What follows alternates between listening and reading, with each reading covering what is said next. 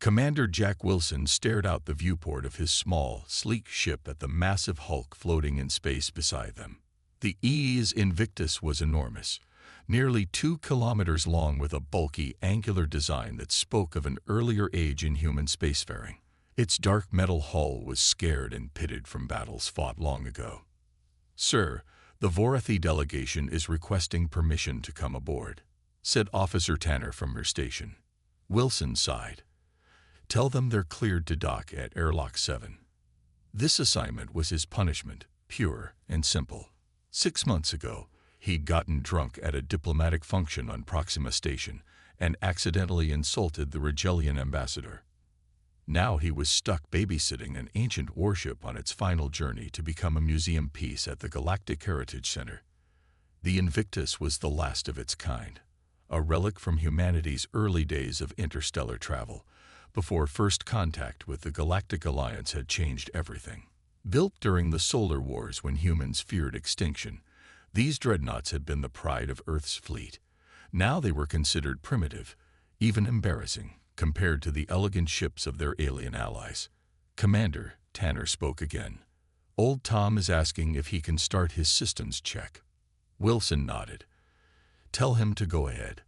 Old Tom Baker was part of the museum preparation team, the only one who actually seemed excited about this mission. The elderly technician had served on ships like the Invictus in his youth and treated the vessel with an almost religious respect. The comm channel chirped. "This is Captain Marin of the Vorathi diplomatic vessel Starlight Seeker. My delegation is prepared to transfer." "Understood, Captain. We'll meet you at the airlock," Wilson replied. 20 minutes later, Wilson stood stiffly as the airlock cycled open. Captain Marin was tall and thin like all Vorathi, with blue-tinted skin and large almond-shaped eyes. Behind her stood 4 other members of her species, all wearing the elaborate ceremonial robes that marked them as diplomatic officials.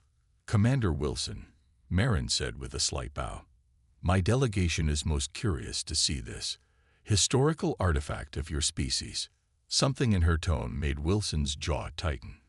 "The Invictus was the most advanced warship of her time, Captain."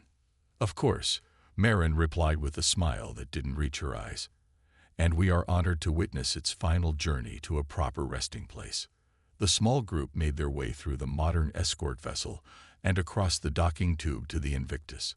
As they stepped onto the ancient ship, Wilson noticed how the Vorathi delegation looked around with barely hidden disdain. "How substantial," remarked one of the delegates, running a slender finger along the thick metal bulkhead. "Your species certainly believed in using resources liberally." "The Invictus was built to survive," Wilson said flatly, "not to look pretty." The main corridor of the old ship was wide enough for 10 people to walk side by side. The ceiling towered 6 meters above them, with exposed pipes and conduits running along its length. Everything was built on a massive scale, designed for function rather than form.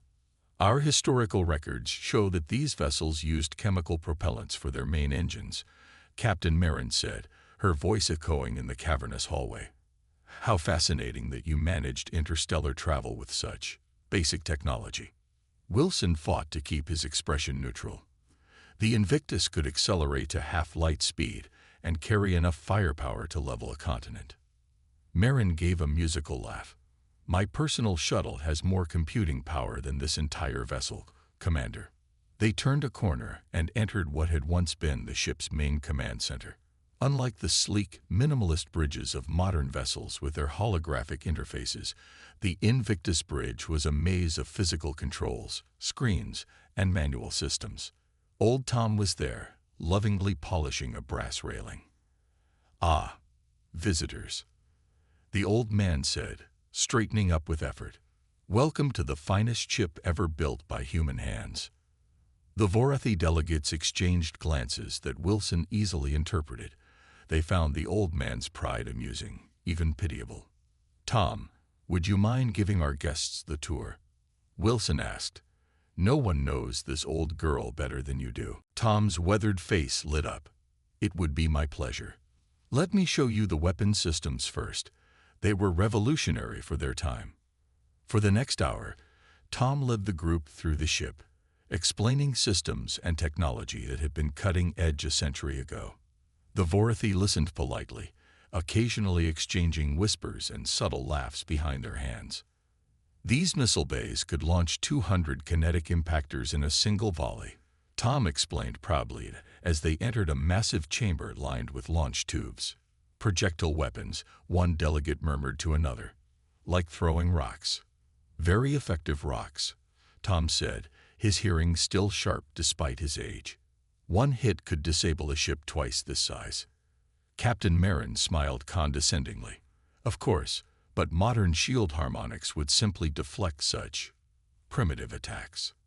As the tour continued, Wilson found himself growing increasingly irritated at the Vorathi's thinly veiled contempt. Yes, the Invictus was old. Yes, humanity had been behind many Galactic Alliance species technologically. But there was something about the ship's solid construction and brute force approach that still commanded respect.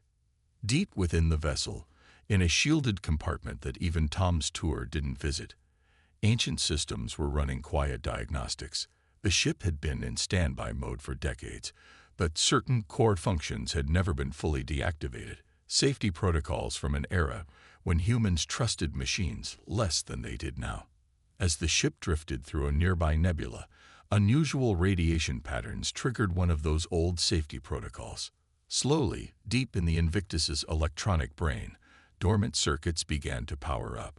Warning algorithms, designed to identify threats that hadn't been seen in a century, began comparing the radiation signatures to those in its database.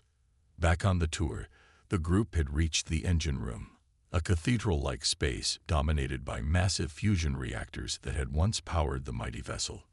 These engines could run at full capacity for 20 years without refueling, Tom said, patting the cold metal housing with affection. Captain Marin nodded politely. Quite durable, though terribly inefficient by modern standards. They built this ship to last, Wilson said quietly, to survive anything and keep fighting. Admirable quality in its time, Marin replied. But thankfully, the galaxy has moved beyond such concerns to an era of peace. As they were speaking, a light flickered briefly on a long-dormant console in the corner of the engine room. No one noticed.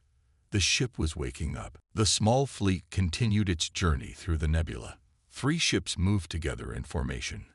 Wilson's modern escort vessel, the Hermes, the Vorathi diplomatic cruiser, Starlight Seeker, and between them, the massive bulk of the Invictus like an ancient whale flanked by dolphins.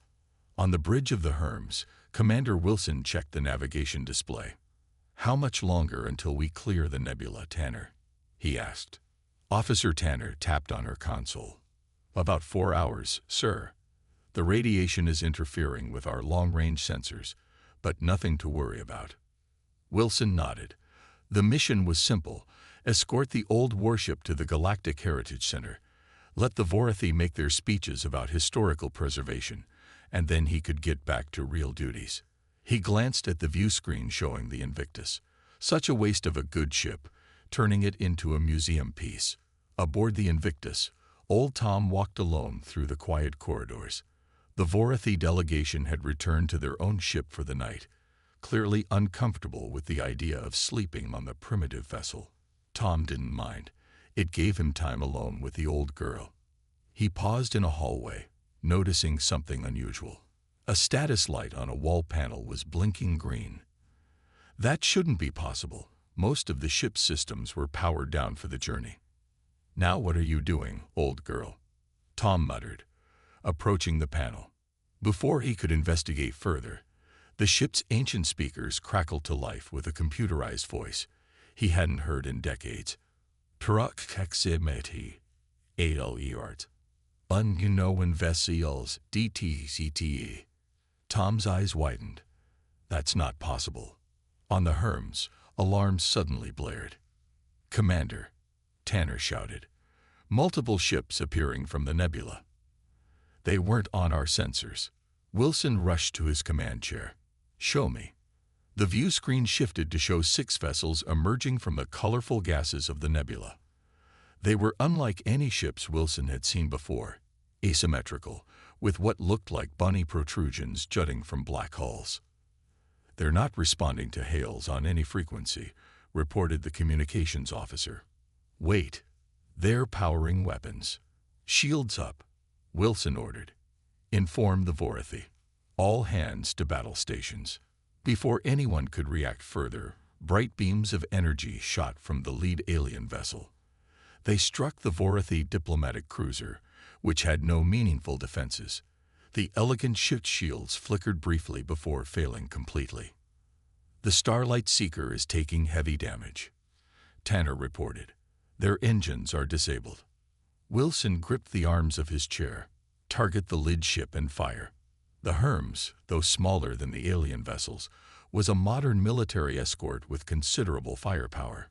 Energy weapons lanced out, striking the attacker. The alien ship's hull absorbed the impact with minimal damage. "Minimal effect, sir. Their hull seems to absorb our energy weapons." 3 more beams shot toward the Hermes. The ship shuddered violently as the shields strained. "Shields at 40%, shouted the tactical officer. "One more hit like that, and we're done." Wilson made a quick decision. "Set course for the Invictus. We need to evacuate everyone to the old ship. It's our only chance." "The museum ship?" Tanner asked in disbelief. "It doesn't even have functioning weapons." "It has the thickest hull ever built by humans," Wilson replied firmly. "If we can't fight, we can at least try to survive. Send evacuation orders to the Vorathi ship as well." As the Hermes limped toward the Invictus, Wilson opened a channel to old Tom. "Tom, we're coming aboard with survivors. The Vorathi too if they can make it. We're under attack by unknown forces." Tom's voice came back steady. "I know, Commander. She knows too." "What are you talking about?" "The Invictus is waking up, sir. She's running diagnostics all over. I think she remembers how to fight." Wilson had no time to question the old man's strange words. Another blast rocked the Hermes, sending crew members flying across the bridge. "Shields critical. Hull breach on deck 3. All hands abandon ship," Wilson ordered. "Get to the escape pods and head for the Invictus." The next 20 minutes were chaos. Escape pods launched from both damaged ships, small metal capsules racing toward the dark bulk of the Invictus. The alien vessels, seemingly content with crippling the 2 modern ships, held position at the edge of sensor range. Inside the main airlock of the Invictus, Wilson helped pull survivors from the escape pods.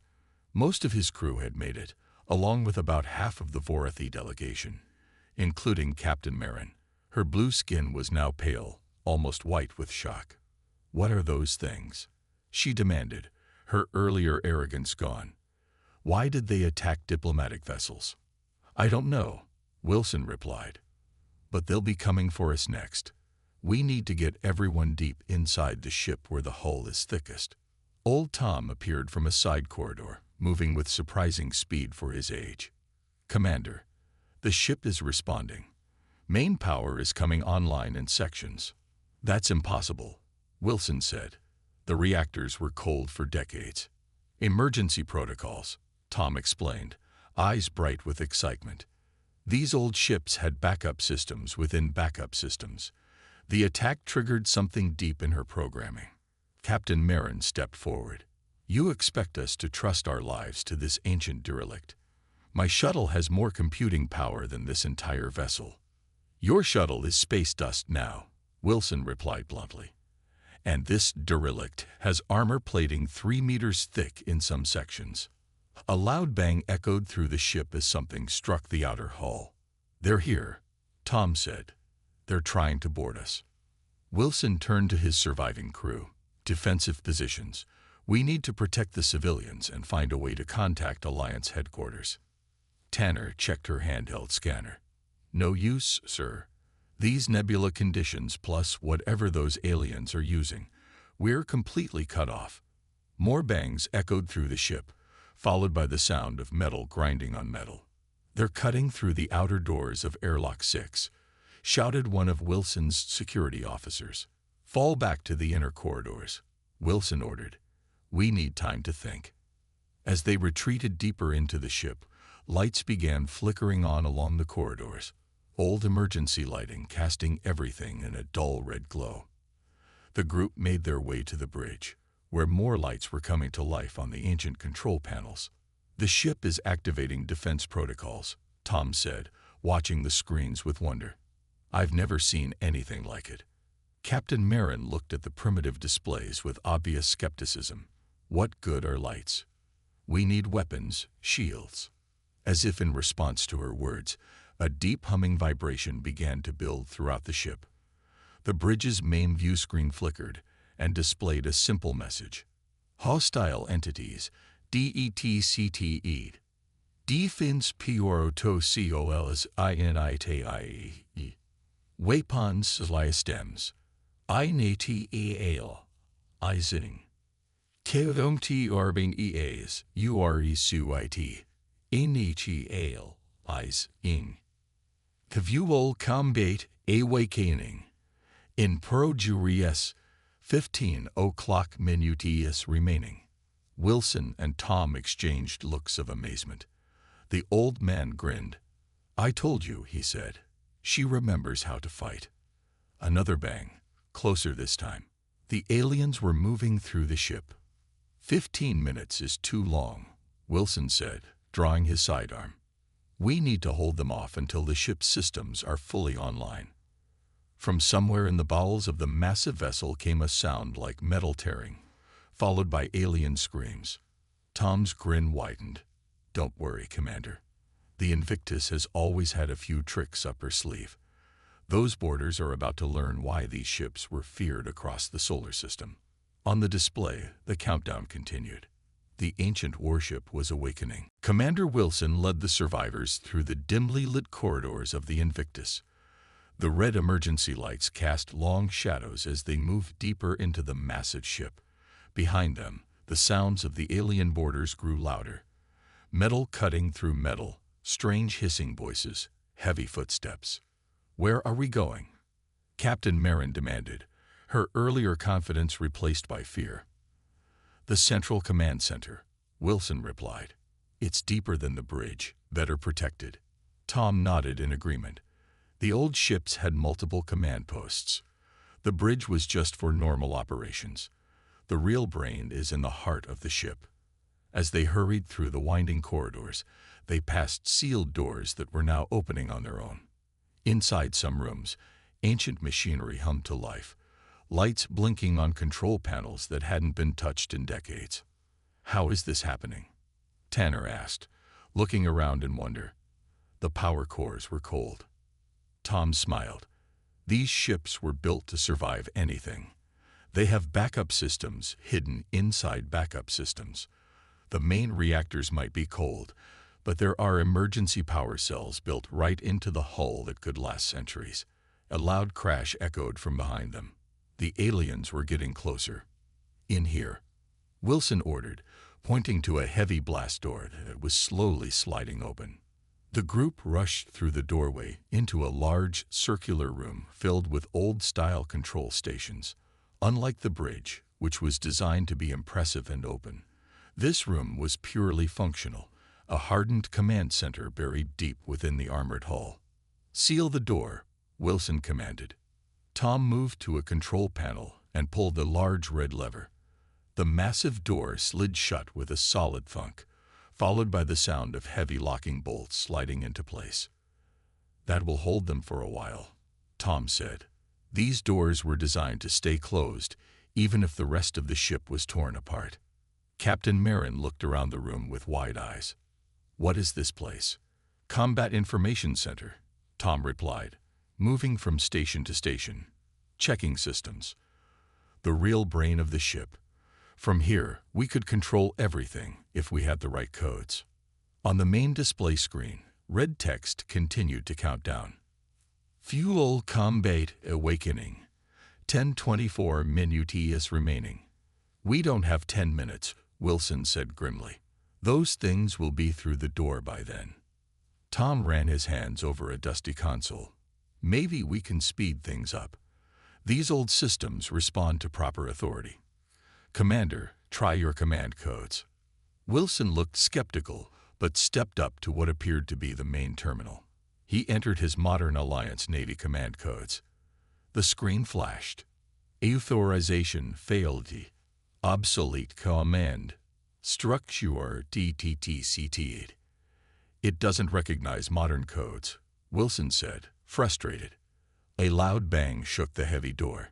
The aliens had found them. Tom. Wilson turned to the old man. You served on these ships. Do you remember any of the old codes? Tom's wrinkled face creased in concentration. It was so long ago, but maybe. He stepped up to the console and placed his palm on a scanner plate. Then he spoke clearly. Emergency Protocol Override. Baker, Thomas J. Engineering Specialist First Class. Authorization Sierra 97 Tango 4. For a moment, nothing happened. Then the scanner under Tom's hand glowed green. The main screen changed. Particular biological matige, DTECT, Rangik in suefes, Scientific Fuel Acetation.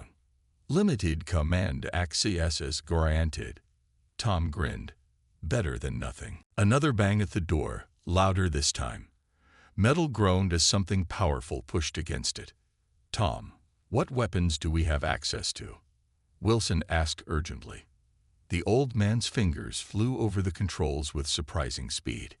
Internal defense only right now, but that might be enough. Captain Marin stepped forward. You mean this museum piece actually has working weapons? More than you can imagine, Tom replied without looking up. The Invictus was built during the darkest days of the Solar Wars. Every corridor has defense systems. On a secondary screen, a ship schematic appeared, showing red dots moving through the corridors, the alien borders. I can activate the internal defense grid, Tom said, but I need to bypass some safety protocols. These systems were designed to identify friend from foe. While Tom worked, Wilson organized the survivors. His security team took positions around the room, weapons ready. The Vorathi huddled together, their earlier arrogance completely gone. What are those things out there? One of the Vorathi diplomats asked, voice shaking. Unknown, Wilson replied. They don't match any species in Alliance records. Tom suddenly straightened up. Got it. Internal defense grid coming online, marking all unauthorized life forms as hostile. Throughout the ship, hidden panels in the walls and ceilings slid open. Ancient automated turrets emerge, their targeting systems scanning the corridors. Gas vents prepared to release incapacitating agents. Electromagnets built into the floor plates powered up, ready to activate. On the screen, they watched as the first group of aliens encountered a defense point.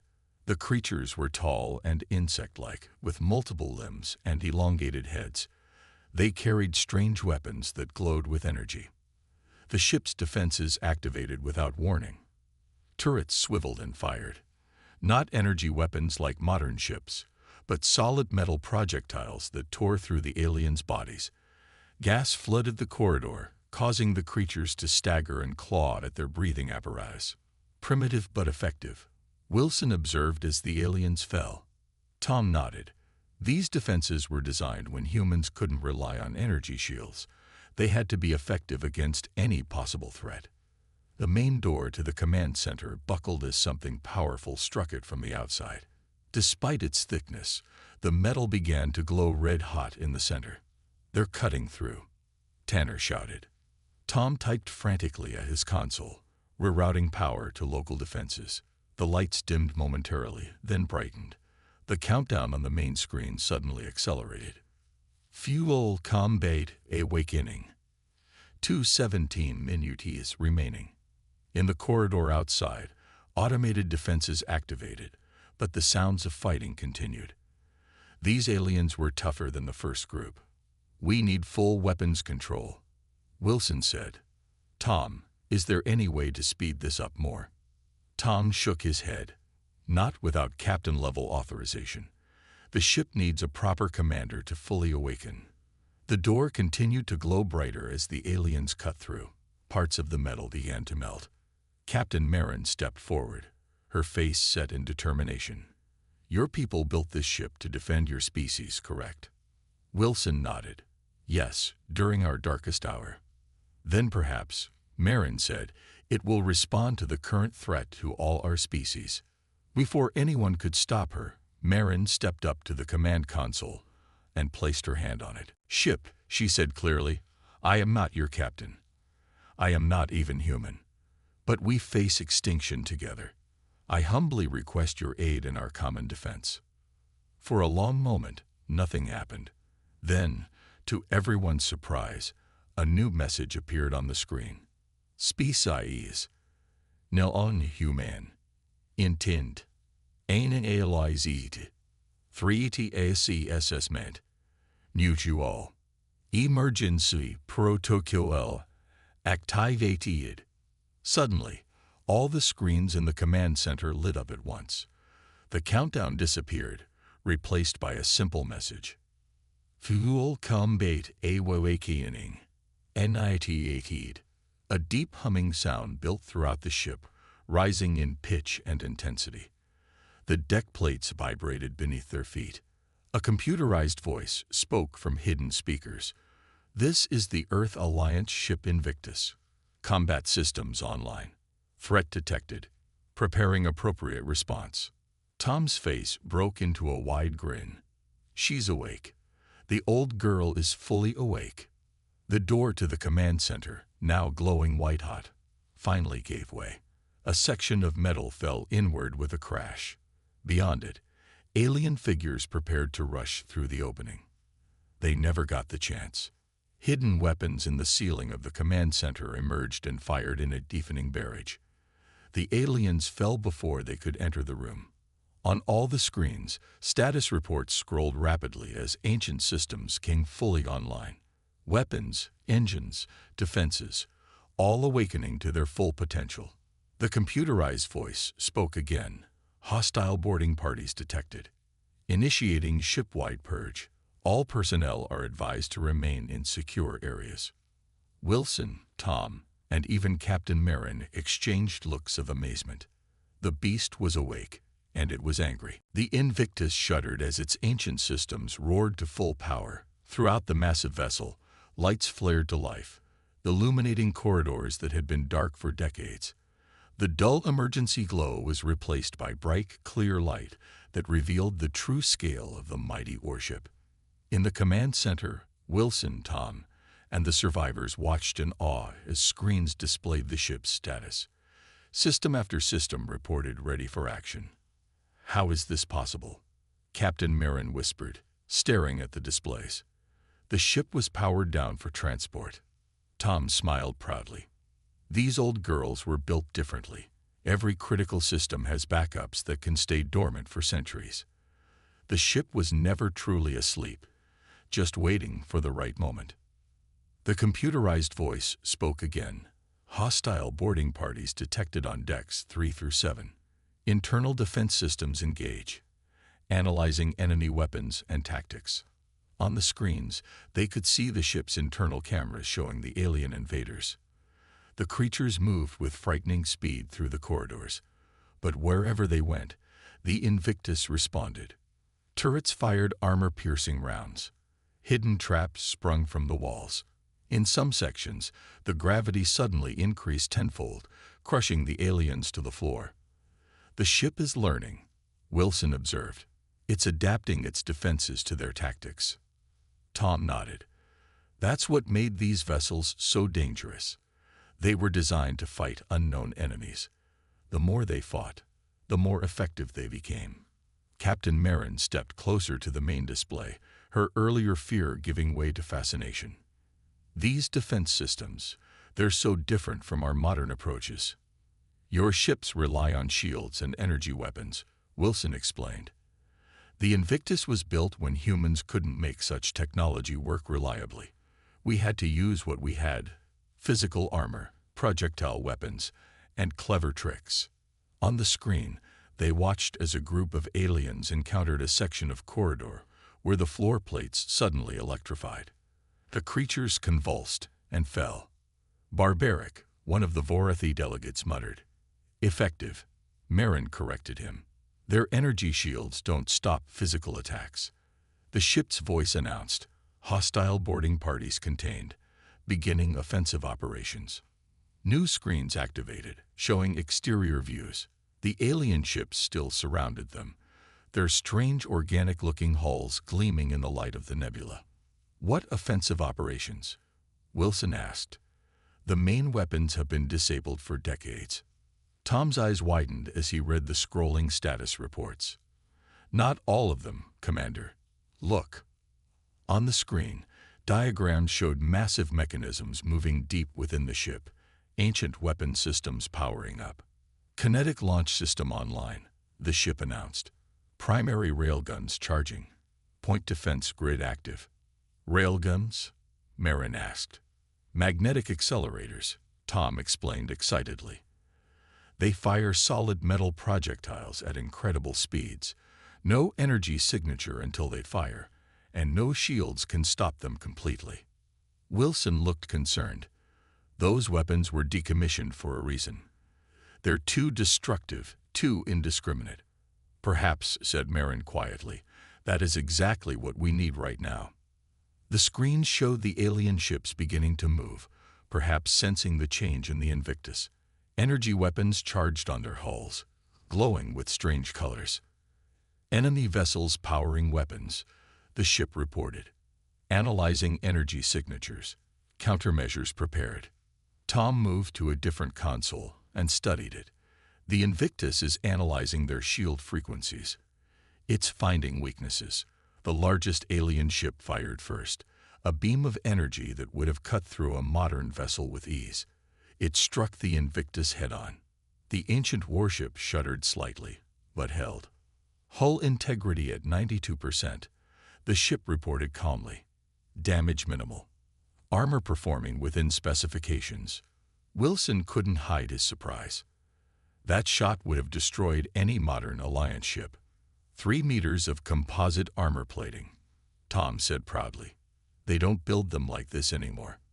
Target acquired, the ship announced. Firing solution calculated. Primary railgun 1, engaging. On the exterior cameras, they watched as a massive weapon port opened on the side of the Invictus. For a moment, nothing happened. Then, a flash of blue light erupted from the port as a solid tungsten rod, accelerated to a fraction of light speed, shot toward the largest alien vessel. The impact was spectacular. The rod tore through the alien ship's shields, as if they weren't there, then punched straight through the hull from one side to the other. The alien vessel didn't explode. It simply went dark, as its systems failed catastrophically. Captain Marin's mouth fell open. One shot. Kinetic energy, Tom explained. No energy weapon or shield can fully stop a physical object moving that fast. It's old technology, but the physics are still the same. The remaining alien ships began to move, adjusting their tactics now that they realized the Invictus was not the helpless relic they had assumed. Multiple targets maneuvering, the ship reported. Calculating firing solutions for all targets. Point defense grid engaging. Smaller weapon ports opened all over the Invictus's hull. Unlike the massive railguns, these were rapid-fire defensive weapons designed to shoot down incoming missiles and fighters. They began to fire at the smaller alien vessels, filling space with deadly accurate projectiles. 2 more alien ships went dark as their critical systems were hit. Another began to retreat, moving back toward the cover of the nebula. They're running, Wilson said in disbelief.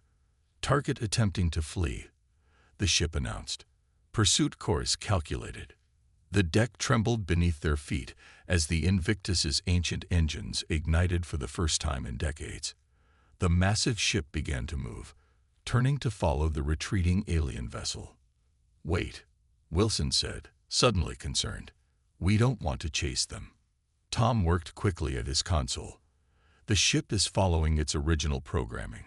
Pursue and destroy all hostile targets. Can you stop it? Marin asked. I'm trying, Tom replied, fingers flying over the controls. But it's not easy. These old ships were very determined once they decided something was a threat. The Invictus's engines roared louder, pushing the massive vessel forward with surprising speed. On the screens, they could see the fleeing alien ship desperately trying to outrun them. Primary railgun 2. Targeting solution acquired. The ship announced calmly. Firing. Another tungsten rod shot from the Invictus, streaking across space. This one caught the fleeing alien ship in its engine section. The vessel tumbled, leaking strange fluids into space. Target disabled. The ship reported. Scanning for additional threats. Wilson turned to Tom. We need to get control of this ship before it decides to hunt down every alien vessel in the sector. Can you access the command systems?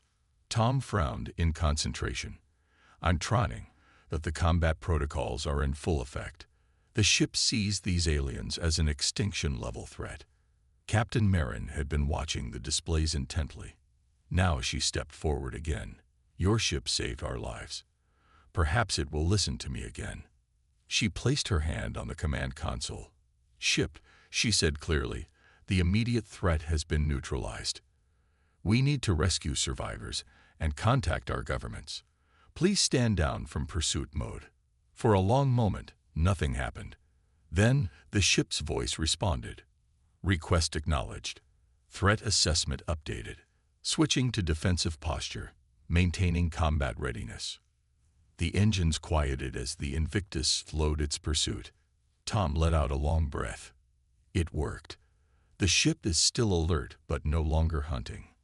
Wilson nodded gratefully to Marin. Thank you, Captain. The Vorathi officer looked at the displays showing the devastated alien fleet. No, Commander. I believe it is we who should be thanking you. And your primitive warship. Around them, the Invictus hummed with power, fully awake and ready for whatever might come next. 3 days passed aboard the awakened Invictus. The great warship drifted at the edge of the nebula, its ancient systems fully active and alert for any sign of the mysterious aliens returning. Inside, the survivors had made themselves as comfortable as possible in quarters designed for a crew from another era. Commander Wilson stood on the bridge, looking out at the stars through the reinforced viewports. The Invictus had sent out distress calls on all frequencies, but the nebula's radiation made long-range communication difficult. They would need to wait for rescue or leave the nebula entirely. Commander called Tanner from a console she had learned to operate. The ship has completed its analysis of the alien technology. Wilson walked over to see the results. What did it find? The aliens, the ship is calling them, the swarm based on their attack patterns, have technology unlike anything in Alliance records. Their ships are partially organic, which is why our energy weapons weren't effective. But the Invictus's old weapons worked perfectly, Wilson noted. Tom entered the bridge, looking more energetic than Wilson had ever seen him. The old technician had been everywhere on the ship these past days, helping to restore systems and teach the survivors how to operate the ancient technology. That's because the Invictus was built to fight anything, Tom said proudly. Energy weapons can be blocked by shields tuned to the right frequency. But nothing stops a tungsten rod moving at near light speed. Just basic physics. Captain Marin entered the bridge as well. The Vorathi officer had changed dramatically since the attack. Gone was the arrogance and condescension. Now she treated the old ship with something close to reverence. Your ancestors were wise, she said to Wilson. They built for survival, not just for show. Wilson nodded. They lived in more dangerous times. Before the Alliance, human worlds fought each other. They built ships that could take punishment and keep fighting. Marin ran her blue-tinged hand along a metal console. Modern ships are too dependent on shields and complex systems. One failure, and they're defenseless. This vessel, she paused, searching for the right words. This vessel would keep fighting even if half of it was destroyed. That was the idea, Tom said. The Invictus and ships like her were built when humanity thought we might face extinction. They weren't just warships. They were survival vessels. The ship's computerized voice interrupted their conversation. Alert. Vessels detected approaching from heading 347. Everyone tensed. Wilson moved to the main tactical display. "Are the swarm back?" "Negative," the ship replied. "Vessels match Galactic Alliance signatures. 5 ships approaching at standard cruise speed. Relief washed over the bridge. Rescue had arrived." "Open communications," Wilson ordered. The main screen flickered to life, showing the face of an Alliance fleet captain. "This is Captain Martins of the Alliance vessel Horizon. We picked up your distress call. Are you the crew of the Hermes?" "Yes, Captain," Wilson replied. "Commander Jack Wilson. We have survivors from both the Hermes and the Vorathi diplomatic vessel Starlight Seeker. We've taken refuge aboard the EA's Invictus." Martinez looked surprised. "The museum ship? How are you even communicating from that relic?" Marin stepped forward into view. "Captain, this relic saved all our lives. It destroyed 5 alien vessels that our modern ships couldn't even damage." Martinez's expression changed to shock. "Destroyed 5 vessels? That's impossible. The Invictus was decommissioned. Its weapons were disabled decades ago." Tom chuckled. "That's what everyone thought. But these old ships have secrets. The Invictus reactivated itself when it sensed a threat. Everything still works. Better than anyone expected." Over the next hour, the Alliance ships approached cautiously. Wilson, Tom, and Marin explained everything that had happened: the ambush, the awakening of the ancient warship, and the devastating effectiveness of its old weapons against the advanced alien threat. Alliance officers and engineers came aboard the Invictus, their faces showing the same mixture of disbelief and awe as they saw the fully operational systems of the ancient vessel. The Alliance fleet's chief engineer, a woman named Rodriguez, followed Tom through the engine room, scanning everything with modern equipment. "This shouldn't be possible," she said, looking at her readings. "These fusion reactors are a century old, but they're running at 98% efficiency. Our modern ships struggle to maintain 95%. Tom patted a massive pipe affectionately. "Built to last. No planned obsolescence back then. Every component was made to work for centuries if needed." In the ship's tactical center, Alliance military officers reviewed the Invictus's battle data with growing concern. "These swarm aliens could be a serious threat," said Captain Martinez. "Their technology seems specifically designed to counter our modern defense systems. If the Invictus hadn't been here, we would all be dead," Marin finished bluntly. Wilson looked around at the gathered officers. "What happens now?" The Invictus was supposed to become a museum piece, but clearly it still has value as a combat vessel. An admiral who had arrived with the rescue fleet considered this. "That decision will be made at the highest levels. But I believe the Invictus has earned its right to remain operational. We may need ships like this if these aliens return in greater numbers."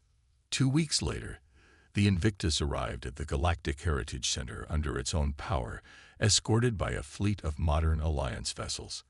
But instead of being powered down and turned into a static display, the great ship docked at an active military berth. Wilson stood at attention as Galactic Alliance officials and military leaders gathered on the observation deck overlooking the Invictus. The official ceremony had been completely changed from the original plan. "Today," announced the Alliance High Admiral, "we recognize not just a historical artifact, but a vessel that has proven its continued value to all Alliance species. The Earth Alliance ship Invictus will be recommissioned as an active vessel in the Alliance fleet, with a special training mission." Captain Marin, now appointed as Vorathi liaison to the project, stepped forward. "The Vorathi Confederation formally requests that our engineers and officers be included in this training. We have much to learn from this vessel and its design philosophy." The Admiral nodded in agreement. The Invictus will serve as both a training vessel and the first of a new defensive fleet specifically designed to counter the swarm threat. Sometimes, the old ways are still the best ways. Tom, standing beside Wilson, beamed with pride. He had been appointed Chief Engineering Advisor for the project, his knowledge of the old systems now recognized as invaluable. "Commander Wilson," the Admiral continued, In recognition of your actions during the first contact with the swarm and your experience with the Invictus, you are hereby appointed as her new commanding officer." Wilson stepped forward, surprised but honored. "Thank you, Admiral. The Invictus has already proven herself worthy of respect. I'll do my best to be worthy of commanding her." As the ceremony concluded, Wilson, Tom, and Marin stood together on the observation deck, looking out at the massive warship. Its hull had been repaired and freshly painted, the Earth Alliance insignia restored to its original glory alongside the new Galactic Alliance emblem. "She's beautiful," Marin said softly, all her previous contempt for the primitive vessel completely gone.